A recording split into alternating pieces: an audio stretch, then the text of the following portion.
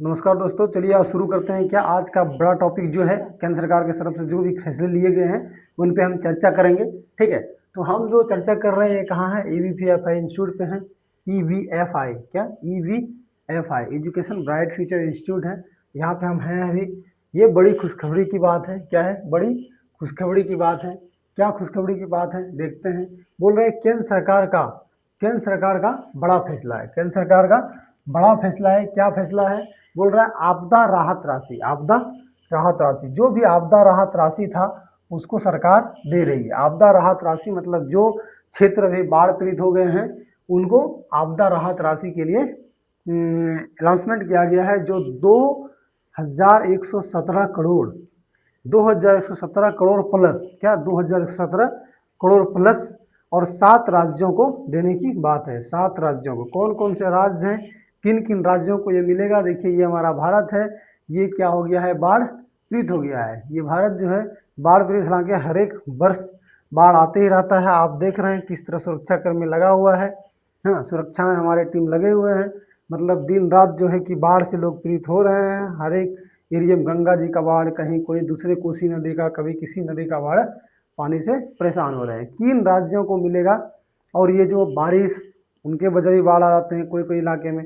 ठीक है, बहुत सारा ऐसा इलाका है जहाँ की बाढ़ आते ही रहता है। ठीक है, मतलब बारिश का मौसम जब आता है हर एक साल इन सब चीज़ों से, ये है जिसको कि आप मतलब हर एक वर्ष झेलना पड़ता है। इन सभी चीज़ों को हर एक वर्ष झेलना पड़ता है। ठीक है, क्यों, क्योंकि वजह है कि बहुत सारे ऐसे क्षेत्र हैं जो कि नदी के किनारे बाढ़ पीड़ित एरिया में बसे हुए हैं। बहुत सारे आस पास भी बहुत सारा ऐसा खेत खलियान होगा जहां आप देखते होंगे कि साल भर वर्षा का पानी नहीं रहता है, लेकिन जब बाढ़ का सीजन आता है, जब पानी आता है, पानी का मौसम आता है, तो बहुत सारा ऐसा जगह है जहाँ की लोग किसान खेती करते हैं। खेती में पूरा धान या वगैरह वगैरह कोई फसल लगा दिया, लगा देने के बाद क्या होता है, वो पूरी तरीके से डूब जाता है। ठीक है, ये बात हुआ। तो जानिए पूरी जानकारी। क्या जानिए पूरी जानकारी।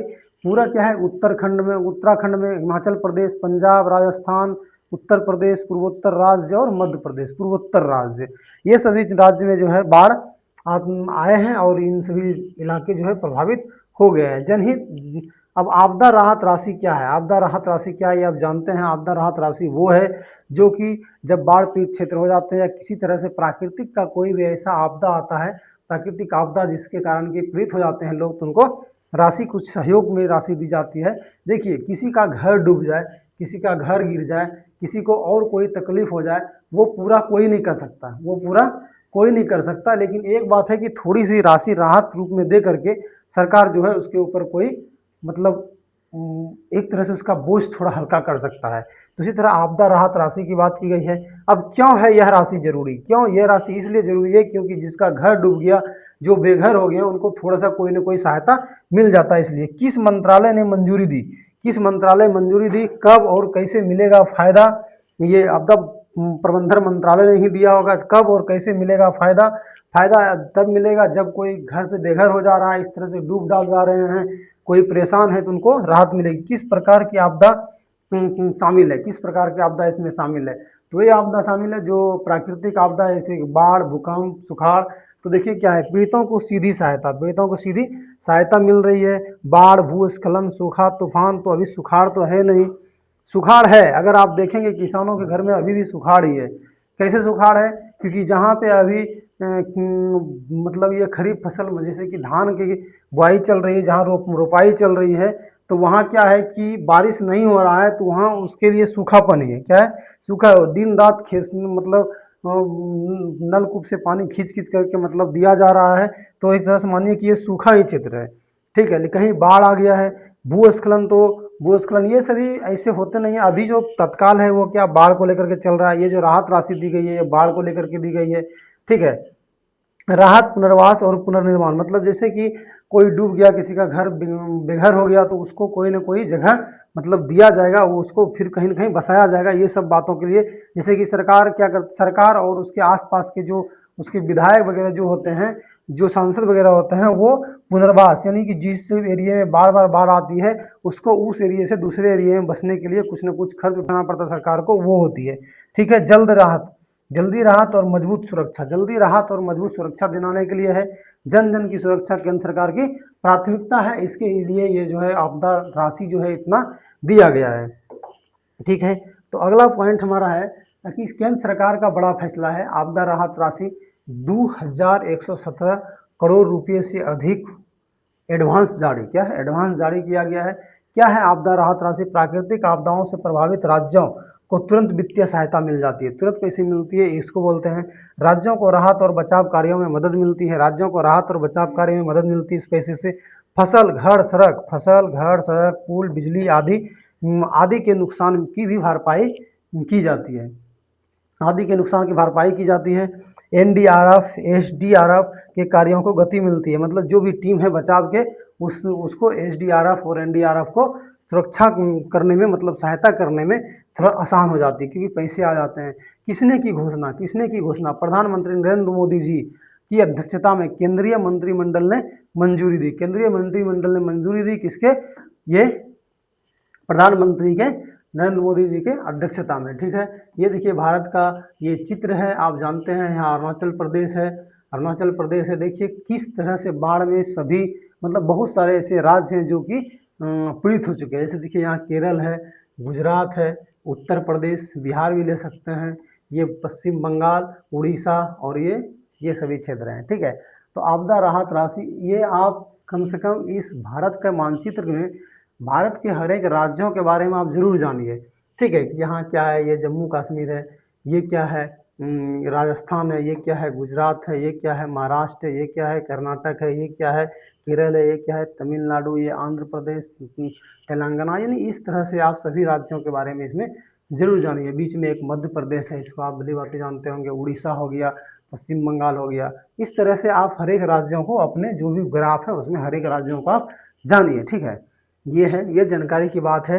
क्या है आपदा, ये बता दिया आपको कि इस किस तरह से मिल रहा है, किस लिए मिल रहा है, क्यों दिया जा रहा है, किन किन राज्यों को मिलेगा। तो पंजाब, हिमाचल प्रदेश, उत्तराखंड, जम्मू कश्मीर, असम, सिक्किम, अरुणाचल प्रदेश, ये सभी राज्यों को मिलेगी। ऐसी कोई ऑथेंटिक 100% नहीं कर सकता, हो सकता कोई और भी राज्य हो जिनको मिल सकता है, अभी भी सूचना जारी हो सकता है, ये करंट बदलते रहते हैं, कब किनको कहाँ क्या मिल सकता है। क्यों जरूरी है ये राहत राशि? आपदा से तत्काल राहत और पुनर्निर्माण के लिए बेहद ही अहम होते हैं। ठीक है, ये देखिए रुपया का बोरा, भाई साहब रुपया है ना, क्या है, रुपया। एनडीआरएफ और एसडीआरएफ टीम हमेशा लगी रहती है इन सुरक्षा को लेकर के। ठीक है, राहत बचाव, पुनर्निवास, बुनियादी ढांचा बहाली और जरूरी आवश्यकताओं सेवाओं के लिए ये पैसे दिए गए हैं। ठीक है, भारत सरकार की तरफ से ये कदम उठाया गया है। फिर अगला पेज है हमारा इग्नू। क्या है? इग्नू आप जानते होंगे, इंदिरा गांधी यूनिवर्सिटी है। ठीक है, इग्नू क्या है? बोल रहा है भारत का सबसे बड़ा ओपन यूनिवर्सिटी। ये जो भाई साहब ओपन यूनिवर्सिटी ने, ये बहुत ज़रूरी है। क्या है? ओपन यूनिवर्सिटी बहुत ज़रूरी है। अगर आप नौकरी कर रहे हैं या कहीं कोई कार्य कर रहे हैं, या आप डेली क्लास नहीं कर पाते हैं, कोई पार्ट टाइम जॉब करते हैं या कुछ कर रहे हैं, तो उसके लिए ये खुला विश्वविद्यालय होता है, जो ओपन यूनिवर्सिटी होता है, इसको आप जानते हैं। ठीक है, ये है इग्नू। हाँ, एक यूनिवर्सिटी है, कहाँ स्थापित है? मुख्यालय इसका नई दिल्ली में है। हाँ, मैदान गढ़ी न्यू दिल्ली में इसका मुख्यालय है, नई दिल्ली में। ठीक है, कब स्थापना हुआ था? 23 सितंबर 1985 में इसका स्थापना हुआ। इग्नू एक्ट 1985 के तहत इसको स्थापित किया गया था। इग्नू क्यों बनाया गया? जो लोग नियमित कॉलेज नहीं जा सकते हैं, उन तक उच्च शिक्षा पहुंचाने के लिए ये जो है कॉलेज बनाया गया। यानी यहाँ डेली क्लास करना कोई ज़रूरी नहीं है, ऐसा बात है। ओपन यूनिवर्सिटी क्या है? ओपन यूनिवर्सिटी है कि यहाँ पढ़ाई के लिए रोज कॉलेज जाना जरूरी नहीं है, घर या किसी स्थान से बैठ करके भी आप पढ़ाई कर सकते हैं। तो अभी और सभी बातें इसमें आएगी। किन किन विषयों पर पढ़ाई होती है तो ये देखते हैं। कला के, विज्ञान के, वाणिज्य, प्रबंधक, शिक्षा, उसके बाद और कौन कौन से पॉइंट है? कंप्यूटर, प्रौद्योगिकी, सामाजिक कार्य, ग्रामीण विकास और कृषि के, पर्यावरण अध्ययन, पर्यटन पर, मतलब कुल मिलाकर के देखिए तो हर एक क्षेत्र की पढ़ाई यहाँ हो रही है ना, हर एक क्षेत्र की पढ़ाई हो रही है। बोल रहा है कि इग्नू कौन कौन से डिग्री देता है? साइंटिफिकेट, डिप्लोमा, स्नातक, स्नातकोत्तर, पीजी डिप्लोमा, पीएचडी। ठीक है, योग, कंप्यूटर भाषा आदि, टूरिज्म, कंप्यूटर भाषा, बीए, बीकॉम, बीएससी, ये जितने भी हैं ये सभी डिग्री ये देते हैं। ठीक है, तो इनका ही एक लाइन है। ठीक है, इनमें आप देख लीजिए जो भी ये सभी डिग्री दिए जाते हैं। इग्नू है सबके लिए, हर जगह, हर उम्र के लिए। क्या है? इसमें कोई उम्र लिमिटेड नहीं है, कोई जगह लिमिटेड नहीं है, आप कहीं से भी ओपन यूनिवर्सिटी में पढ़ाई कर सकते हैं। ठीक है, ये है, तो ये जानकारी आपको हमारे EVFI इंस्टीट्यूट के माध्यम से मिल रहा है। अब कैसा लगता है ये जरूर बताइएगा। इग्नू में कैसे पढ़ाई होती है, बोल रहा है कि डिस्टेंस लर्निंग होता है। डिस्टेंस लर्निंग मतलब आप अगर कोई कोर्स कर भी रहे हैं, उसके बीच में भी अगर ये कोर्स किए हुए हैं थोड़ा टाइम बचा करके, तो इसमें कोई दिक्कत नहीं है। लर्निंग डिस्टेंस को लर्निंग होता है इसमें। ऑनलाइन लर्निंग होता है, ये भी है। प्रिंटेड स्टडी मटेरियल किताबों का मतलब, प्रिंटेड स्टडी मटेरियल मतलब आप घर बैठे पढ़ेंगे तो ऑनलाइन या प्रिंटेड मटेरियल चाहिए। ई बुक भी उपलब्ध है, डिजिटल कंटेंट के माध्यम से आप पढ़ते हैं। वीडियो लेक्चर के माध्यम से आप पढ़ रहे हैं। स्टडी सेंटर कक्षाएं पर मार्गदर्शन कराया जाता है, कक्षाएं से मार्गदर्शन वहाँ से कराया जाता है, उसको आप घर पे क्या करते हैं, पढ़ाई पढ़ते हैं और करते हैं। इग्नू है सबके लिए और हर उम्र के लिए। ठीक है, अपने सपनों को साकार करना है तो आप यहाँ जा सकते हैं। अगर आपके पास टाइम नहीं है तो घर बैठे इसमें पढ़ाई कर सकते हैं। इग्नू विश्वविद्यालय क्या है? इग्नू विश्वविद्यालय, इग्नू, आज इग्नू से जुड़ी मुख्य बातें क्या क्या है? मुख्य खबर, प्रवेश स्थिति में बड़ा विस्तार। आज हम इग्नू के बारे में चर्चा क्यों कर रहे हैं? बोला नए शैक्षणिक सत्र 2026-27 के लिए प्रवेश प्रक्रिया का अधिकार विस्तारित किया गया है। अधिक अधिक कोर्सेस में प्रवेश की अवधि बढ़ाई गई है। ज़्यादातर छात्रों को मिलेगा उच्च शिक्षा का अवसर। आवेदन करने की अंतिम तिथि बढ़ाई गई है। छात्रों के हित में बड़ा फैसला। अब मौका हाथ से ना जाने दें, अब मौका हाथ से आप ना जाने दें। भारत का सबसे बड़ा ओपन यूनिवर्सिटी है जो इग्नू यूनिवर्सिटी है। हाँ, बोल रहा है कम फीस और बेहतर शिक्षा यहाँ मिलती है, कम फीस और बेहतर शिक्षा मिलती है। लचीली शिक्षा है। ठीक है, देश विदेश में मान्यता प्राप्त है, इसको हर जगह पे मान्यता प्राप्त है। सबके लिए हर जगह शिक्षा, सबके लिए हर जगह शिक्षा, डिग्री डिप्लोमा ये सब मिलता है। इग्नू का स्थापना 23 जनवरी 1985 में हुआ था। इग्नू किस लिए बना है? शिक्षा को हर व्यक्ति तक पहुंचाना, सभी के उच्च शिक्षा का मतलब प्राप्त करवाना, ये इसका लक्ष्य है। इग्नू में कैसे पढ़ाई होती है? दूरस्थ शिक्षा होती है, डिस्टेंस लर्निंग होता है, ये आप जान गए। इग्नू क्या है? इंदिरा गांधी राष्ट्रीय मुक्त विश्वविद्यालय। क्या? इंदिरा गांधी राष्ट्रीय मुक्त विद्यालय। हम भी भाई साहब खोजते खोजते अभी यहाँ मिला। इंदिरा गांधी राष्ट्रीय मुक्त विश्वविद्यालय क्या है? Indira Gandhi national open university, Indira Gandhi open university. इसको आप अगर जानते, इग्नू जानते होंगे, लेकिन हो सकता है इग्नू का आपको पूरा फुल फॉर्म याद नहीं हो, तो आप अगर एक छात्र हैं, तो इसको जानिए, Indira Gandhi national open university है ये। ठीक है, इग्नू, ये देखिए इसका लोगो है, इंदिरा गांधी राष्ट्रीय मुक्त विश्वविद्यालय का। आज की ये थी खबर। ये देखिए इंदिरा गांधी ओपन यूनिवर्सिटी यहाँ इस प्रकार से है। अगला पॉइंट हमारा क्या है? अगला पॉइंट है आज कौन सा दिवस है? आज पूरे देश में मनाया जाएगा फ्रेंडशिप डे। क्या? फ्रेंडशिप डे मनाया जाएगा, फ्रेंडशिप डे। आज है 2 अगस्त 2026। आज क्या है? 2 अगस्त 2026 है आज का विशेष दिवस। आज का विशेष दिवस ये है। आज दोस्ती का महत्व है, इस दिन का इतिहास है, क्यों मानते हैं यह दिन, क्यों मानते हैं यह दिन, कैसे मनाएं फ्रेंडशिप डे, फ्रेंडशिप डे की शुभकामनाएं। ठीक है, उसके बाद फ्रेंडशिप डे क्यों मनाते हैं? दोस्ती के रिश्तों को सम्मान देने के लिए। ठीक है, सच्ची दोस्ती के महत्व को याद रखने के लिए मनाया जाता है। एक दूसरे के प्रति आभार व्यक्त करने के लिए मनाया जाता है। रिश्तों में प्यार, विश्वास और समझ बढ़ाने के लिए किया जाता है। अच्छे दोस्तों का साथ यादगार पल बिताने के लिए मनाया जाता है। फ्रेंडशिप डे का कारण क्या है? आपसी प्रेम विश्वास को बढ़ावा देना, समाज में सौहार्द और एकता को मजबूत करना, दोस्ती के बंधन और को गहरा बनाना, जीवन में सकारात्मक और खुशियां फैलाना, तनाव और अकेलेपन को दूर कर देना। भाई साहब कंप्यूटर भी जबरदस्त ही बनाया, क्या थंबनेल बना करके दिया है हमको दोस्त, क्या है कि नहीं? दोस्ती है जिंदगी की सबसे खूबसूरत कहानी। ये सभी थीम लिख लिख करके बीच में दे देते हैं, कितनी अच्छी बात है ना, है ना। EVFI इंस्टीट्यूट पे आप ये सभी चीज़ों को प्राप्त कर रहे हैं। ठीक है, फ्रेंडशिप डे के फायदे क्या है? मानसिक स्वास्थ्य में सुधार होता है, क्योंकि आप दोस्ती करते हैं, हंसी बोलते हैं। जीवन में खुशी और सकारात्मक ऊर्जा मिलती है, क्योंकि अच्छे दोस्त होंगे तो वो सकारात्मक ऊर्जा बढ़ती है। समय पर सहयोग और मदद मिलती है, समय पर सहयोग और मदद मिलती है। समाज में अच्छे संबंध के नेटवर्क बनते हैं। अकेलेपन और तनाव से आपको राहत मिलती है। आज का संदेश क्या है? अपने दोस्तों का सम्मान करें, अपने साथ अच्छा समय बिताएं।